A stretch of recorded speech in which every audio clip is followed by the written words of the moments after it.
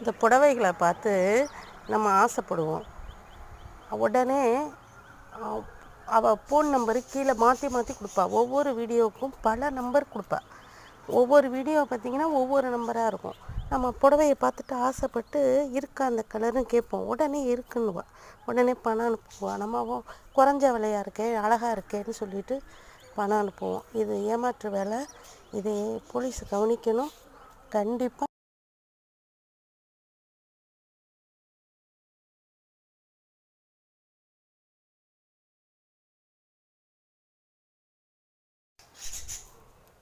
இதை போலீஸ் கவனிக்கணும். ரொம்ப ஏமாத்துறாங்க. எல்லோரும் ஏமாறாதீங்க. இது ஜாக்கிரதையாக இருக்கணும்.